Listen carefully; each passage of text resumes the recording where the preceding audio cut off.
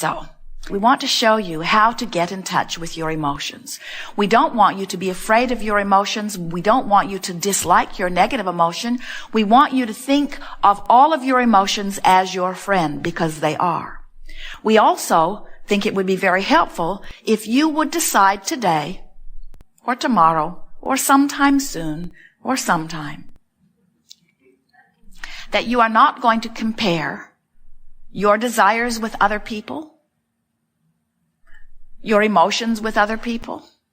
In other words, let's for just a little while leave everybody else out of the equation, because the only thing that is important in the achieving of anything that you desire and in the fulfilling of your reason for being here is that you come into alignment with you.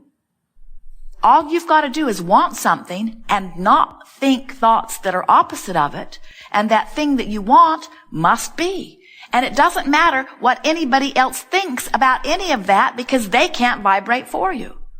Oh, you can pay attention to what they think, and as you pay attention to what they think, something is activated within you, and that really is what power of influence is. But you don't have to be influenced in a negative way. You can look around this world and find vibrational alignment with things that are a vibrational match to you. Years ago, Jerry wrote a paper called Keep Your Ideas to Yourself Until They Are Fully Developed.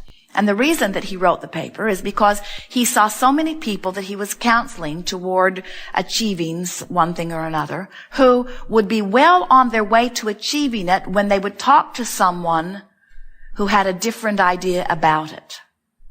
Jerry would meet people that he knew nothing about their past, and he would hold a vision of them in his mind of their success. He would say, what is it that you want? He would get them to express with clarity what it was that they wanted. And then he would say, I will show you the path to achieving what you want. And he would monitor them day by day, and he would see them moving towards success with evidence all around them pointing to the success that they were receiving. And then they would go home and talk to somebody who remembered who they used to be. And that person would remind them who they used to be with such fervor that it would activate within that person the memory of who they used to be. And now they were out of vibrational alignment with who they now wanted to be. So Jerry wrote a paper and gathered many statistics about it that said, keep your ideas to yourself until they are fully developed, because he knew that if he could hold a person's focus upon the belief of their success long enough, that they would achieve vibrational alignment with their new idea, and that in achieving vibrational alignment with their new idea must manifest, and that if they could gather enough momentum that in time, nothing that anybody else said would make any difference, because now that person could say to the people who were remembering who they used to be, no, I used to be that, now I am this. You don't know me anymore. I have become something more. But if they got to them too soon, they would remember themselves who they used to be, and then the party was over. So, today we're talking to you about the art of allowing, and we are going way, way, way, way back. In other words, you might be remembering the failure of your childhood, or the failure of a relationship, or the failure of a financial situation, but we are remembering who you really are. We're wanting to activate within you that vibrational, visceral, emotional, spiritual, soul memory of the fantastic creator, of the worthy being that you are. And we don't want anything that has happened along your physical trail to have become so much more meaningful than who you really are that you revert to your failure vibration, to your unworthy vibration. We want to help you restore yourself to your invincible, worthy, beloved, creative genius vibration. That's what the art of allowing is. The art of allowing says, you get to choose it, but you got to vibrate in vibrational alignment with what you have chosen. We have not come to dissuade you from anything you want, because you are not choosing inappropriately, no matter which side of which battle you are upon. There is not a giant right and wrong in the sky. You have not come forth to set everybody straight, to make the world understand your one way of thinking, because one way of thinking is the only wrong way of thinking that there is.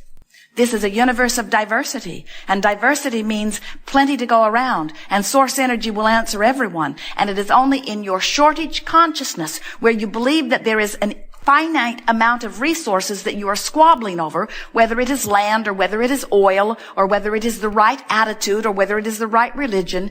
When you think that what you've got is the only place that it exists and you are fighting over it, then there is plenty of resistance to go around. The resources that you're reaching for are infinite. And your ability to achieve a desire for something means that the universe has the ability to deliver it to you with no exceptions.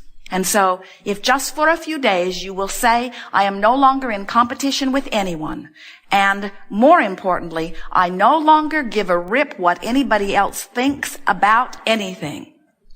I'm going to spend my time for just a little while showing myself my vibrational alignment with my own source. I'm going to start guiding my life from the inside out. Now you're on the track that you were born to be on. Now you are fulfilling your reason for being.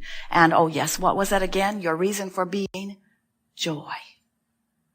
Joy, you say. Oh, surely there's more than that. Surely there is something more meaningful than joy. Actually, no. When you reach for joy, you line up with source, and when you line up with source, you are an extension of source energy, and when you are an extension of source energy, everywhere you put your thought, it expands this universe in a lovely way. When you line up with growth and get out of sync with joy, now you don't know which end is up. Now you find yourself doing things because you should do them, not because you want to do them. And now your vibration is all out of whack, and then everything gets hard, and then you get really tired, and then you say, what's the use? And we say, well, you got off track. You forgot what your dominant intention was. Your dominant intention is to line up with who you really are. Have you watched the little ones? They line up. Jerry and Esther and Tracy and Kate is 2.5, had an afternoon together, and Kate has not forgotten what her purpose of life is. She just looked everywhere for something to feel joyful about. She pointed out 100 birds that none of the others would have noticed if she hadn't pointed them out. She pointed out fish that the others may not have noticed if she hadn't pointed them out. A fly landed on her nose, and she took such delight in it, she laughed for 2 or 3 minutes. Because in the same moment that the fly landed on her nose, she was noticing that a bird was flying by. And the humor of the fly word and the fly word just knocked her out.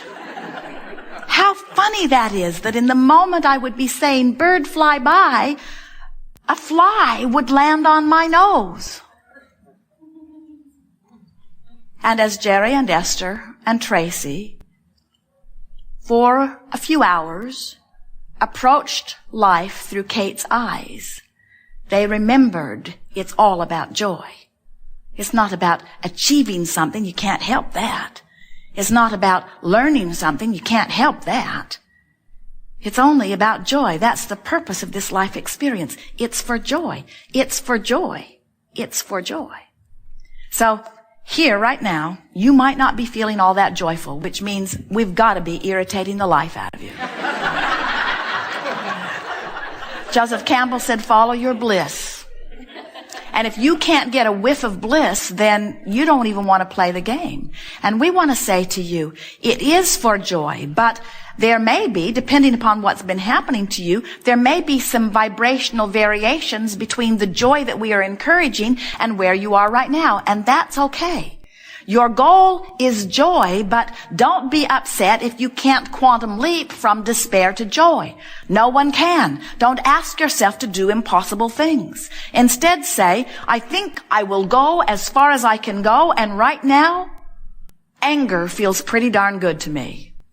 And what we want to say to you is, If you have chosen this angry thought because it is an improvement over the despair that you were feeling before, then good for you. And we would give you as big of monument or statue or plaque in recognition of your accomplishment as you made your way all the way to rage or revenge as we would if you got into the upper registries of ecstasy. Because any movement up the emotional scale is worth commending yourself about. If you came to us and you were just frustrated or overwhelmed about something, we would not encourage you into conversation that makes you angry, because that would be going the wrong way on the emotional scale. We would encourage you from your place of frustration to reach for more thoughts of hopefulness or thoughts of optimism. Maybe even a little pessimism is a step up from that feeling of overwhelmment that you are feeling. The important thing is that you decide that you're going to take control of the way you feel.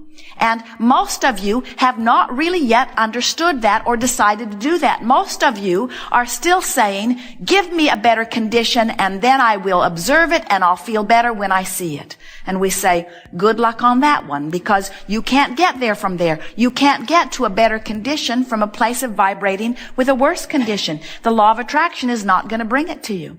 Jerry and Esther were driving yesterday, and they have some things that are happening with their motor coach. Minor things, like they can't get out the door.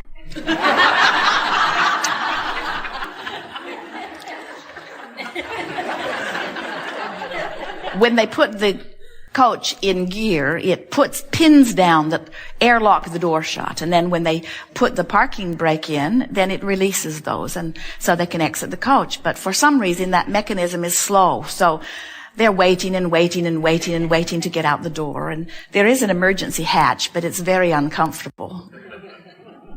Jerry said, I don't even think we can climb out this window, and look how far down it is.